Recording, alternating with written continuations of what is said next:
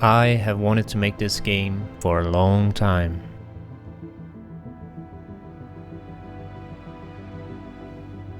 It's been more than 10 years since I played this old Warcraft 3 custom map called Island Troll Tribes. It was a game mode where you started on a jungle island and had to survive in the beginning with a bunch of other players, hunt animals, gather food, build a camp. And there was something about this game that really spoke to me in a way that's hard to describe. I haven't since played a game that scratched that same itch for me as this game did back in the day. I didn't even enjoy the game very much. It just spoke to me in a special way, and I want to re-experience this feeling. A feeling of a survival game, where you aren't handheld, where you have a sense of urgency and threat, yet a drive to explore and learn. Maybe I'm just getting older, and it's a nostalgia speaking to me. Maybe it's just impossible to recreate this feeling. But I know I have to try. And I did start working on it a couple years ago in Unity. With humble abilities, I embarked on this ambitious project. And I made progress. I got pretty far and I had a game that worked. In this first version of the game, you started out on this procedurally random generated island, and with no guidance, I had to use my intuition and what little memory I had of the project. And for the first time in a long time, I felt just a glimpse of this feeling again. I did feel a sense of urgency as I started remembering the early survival elements. What I had not remembered was that certain colors of fruit were poisonous and could seriously hamper your early chances of survival.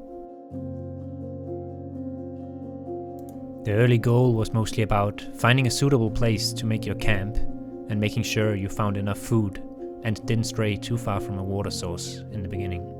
If you went too far inland without having quenched your thirst, you might end up realizing too late and rushing to find water,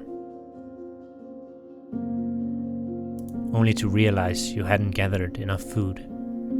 And as you desperately try to think of ways to find food, you realize that it's too late, as your movements become too slow, as your body gives in.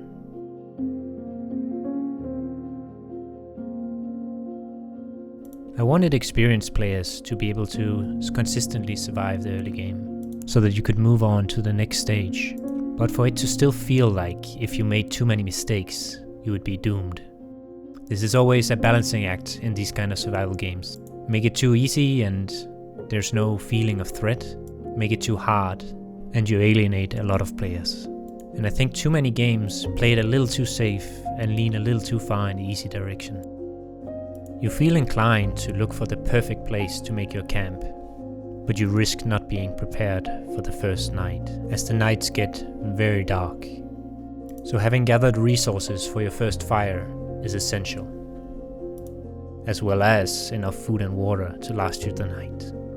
Straying too far into the dark at this time is unwise and only a desperate last resort.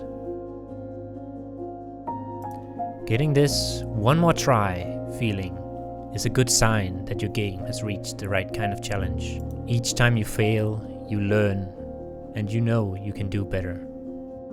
And as you explore, you discover new elements, such as other tribesmen wandering the jungle. As you try to figure out how to befriend them, you realize that it's every man for himself. Competition early on for these vital resources is not worth the risk. As you get more comfortable, you take more chances, but once again by random chance, the white fruit was not safe. As your body tried to cleanse itself, it also purges itself of the very food and water it needs to survive. Another doomed attempt at trying to survive the first night.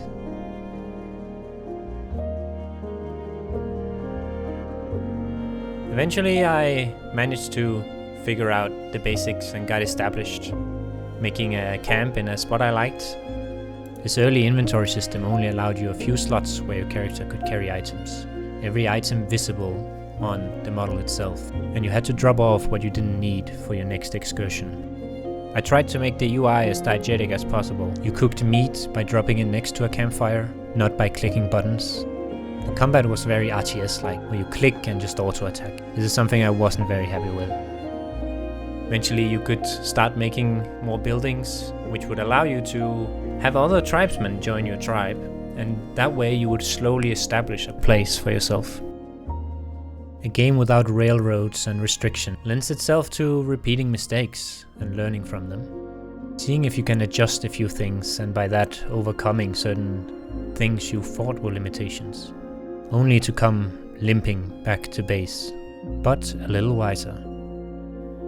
Eventually I found a villager, and if you had enough huts, you could get him to follow you and join you.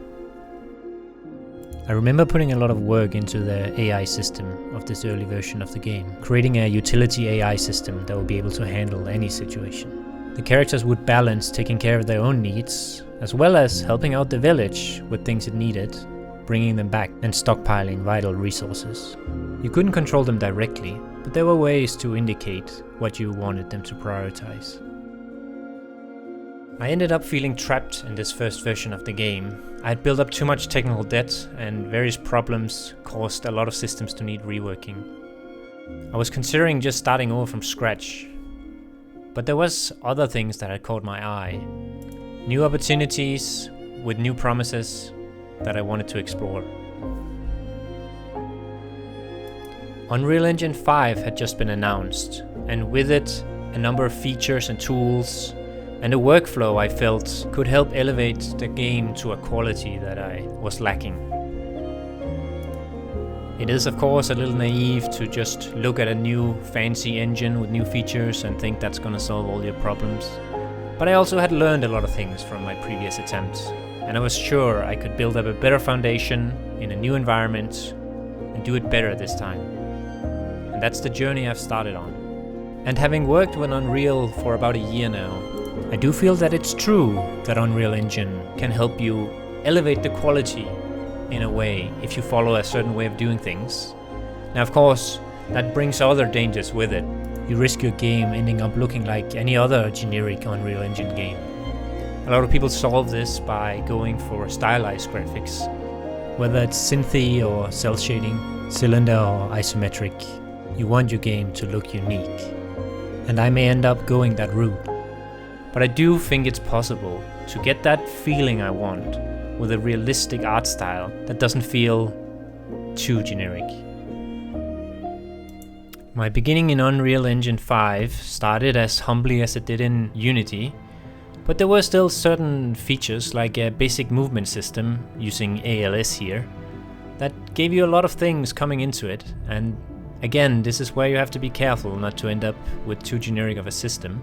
So this is something I'll be prototyping a lot with. But I have made some progress, and this is what the game looks like today. This was a first game mode I have created just to have something to prototype with. Basically, you just have to survive for as long as possible while waves of enemy come at you, letting me play around with movement and combat. I've spent a lot of time in this early phase focusing on fundamental systems for the game, such as attributes, items, and just learning as much as possible, and making sure I absorb as many best practices as possible, and combine them with the best practices I've learned in my job as a software developer. Currently I'm building up a PvP safe multiplayer inventory system, where I've started diving deep into the advanced aspects of Unreal Engine, such as client-side prediction and rollback. As I learn these advanced topics, I want to help others learn too, as I develop the pipelines I need to make this game. For example, for animation I use a framework called Free Mocap, which is an open source system for recording and exporting high quality mocap animations from just a few webcams that I really don't think enough people know about. If there's any topic you think is not covered enough, let me know and I'll see what I can do. A lot of what I learned from other content creators, such as the creators of Prismatica and Sovereign, as well as countless others, and I want to be able to pay it forward. One controversial subject that I'm investing into is the use of AI-generated content. Whether it's 3D models, sound effects, textures, concept art, the goal certainly isn't to have a big mess of AI-generated garbage in your game, But I do believe AI-generated content can serve as a really good starting point for many assets. The key being that it matches the quality you want and fits into a consistent style. And of course I plan to use the marketplace, as well as other free resources, such as this amazing music written by Scott Buckley. A lot of the foundational systems I'm building up now are being built in a modular way, as plugins that can potentially be used by other people as well as future projects. I've already built up an AI plugin that's on the marketplace, and I have future plans for an action system and a grand simulation system that'll allow me to simulate hundreds of characters without using actors and having them live their own lives on the island, with the goal being a living environment full of emergent gameplay. AI characters will have a unique, evolving personalities. Animals will be born, grow up, have their own offspring, and die of age. It will not be a persistent world, but each match you play will feel unique and memorable, and hopefully leaving you wanting more. That's the vision I believe I can realize. I'm a solo developer, and this is a project I work on in my free time. But in a year or two, I'll be switching to this project full time, and maybe I'll even find more people to share this vision with. But for the moment, development will continue at a slow and steady pace, which is also why you shouldn't expect a lot of updates on this channel. I plan to upload when I have significant developments in the game, or when I can help others learn advanced topics. I haven't finished a game in 10 years, and even back then, it was simple platformer-like games. I worked on lots of prototypes, including the first version of this game, but I always doubted my own ability to finish any of them. But this time it feels different. This time I really have a drive to finish this game, however long it might take. I hope this series becomes more than just updates. I hope it becomes a chronicle of dedication, a way to hold myself accountable, and a source of inspiration for those of you who watch. And I hope a few of you will join me in kindling the first fire of Wartribes.